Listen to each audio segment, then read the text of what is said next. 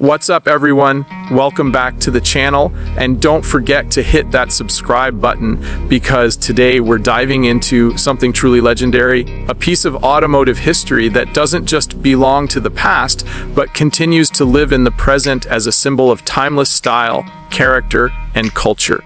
I'm talking about the 1972 Volkswagen Super Beetle, a car that wasn't just transportation, it was a movement, an icon, and a revolution on four wheels.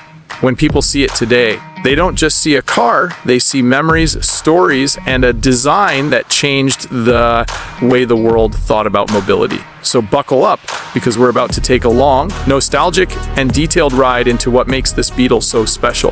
Now, the Volkswagen Beetle itself is one of the most famous cars in the world, but the Super Beetle that arrived in the early 70s brought something new, something better, and something that gave this lovable little car more space, more comfort, and more refinement while still keeping its unmistakable charm. The 1972 model year is particularly significant because it represented the second year of the Super Beetle, a time when Volkswagen had finally figured out how to balance practicality with personality.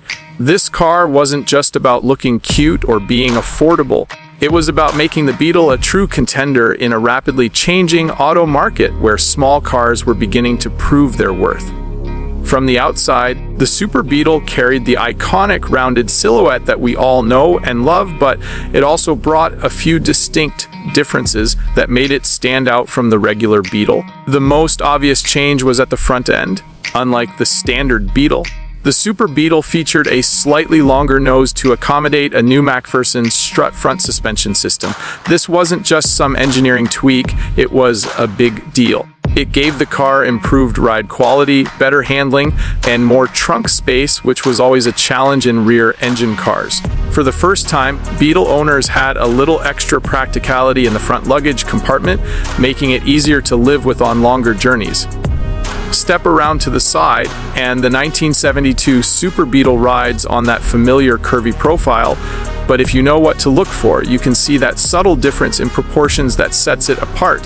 The wheels sat differently thanks to the new suspension, and the overall feel was more refined, less bouncy, and much more stable compared to the earlier versions. Volkswagen was responding to feedback here, and you can feel that when you drive it, it's not just nostalgia speaking.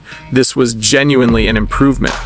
Now, let's talk about the rear. Like all Beetles of the era, the engine sits at the back, and in 1972, the Super Beetle came with the air-cooled flat-4 engine that defined Volkswagen for decades. This wasn't a car designed to break speed records, but that wasn't the point. The point was reliability, simplicity, and the joy of driving something that felt alive. The engine's distinctive hum, that chattering sound of the air-cooled motor, it was music to the ears of owners all over the world.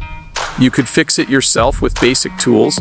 It ran forever if you treated it right, and it made every drive feel like an event. Inside, the Super Beetle continued to push the game forward. Compared to earlier Beetles, the cabin was roomier with better ergonomics and more comfort.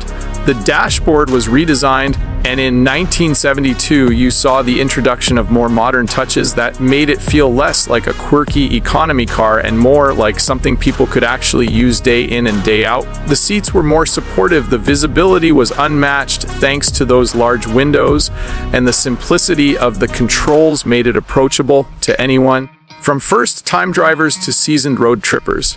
This was a car that didn't intimidate, it invited you in, and that's one of the reasons it captured so many hearts. But what really makes the 1972 Volkswagen Super Beetle worth talking about today is its cultural significance.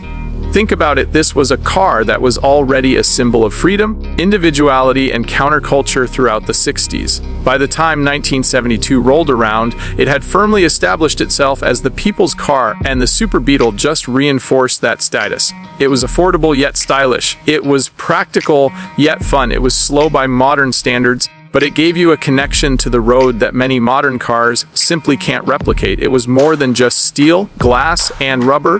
It was personality on wheels.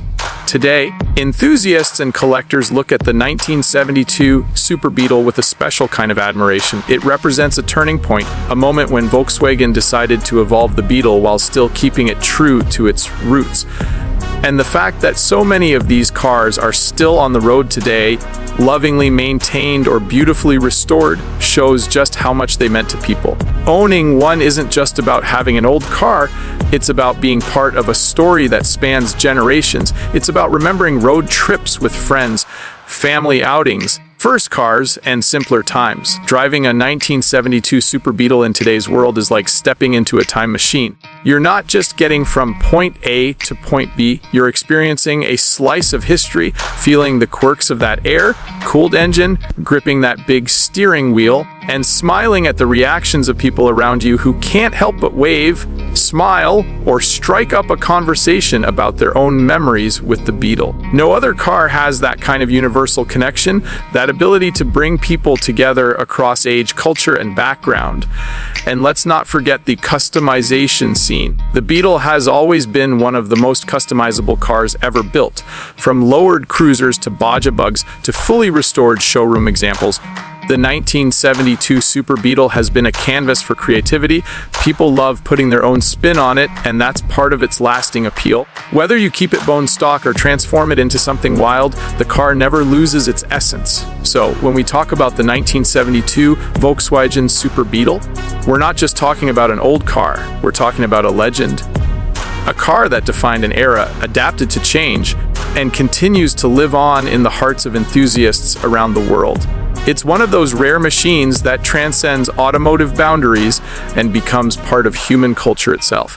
What's up, everyone? If you enjoyed this deep dive into the 1972 Volkswagen Super Beetle, don't forget to smash that like button, share this video with your fellow car lovers, and of course, hit subscribe so you never miss out on future content, because here we don't just talk about cars, we celebrate them, their stories, and the impact they've had on our lives. Thanks for riding along, and I'll see you in the next one.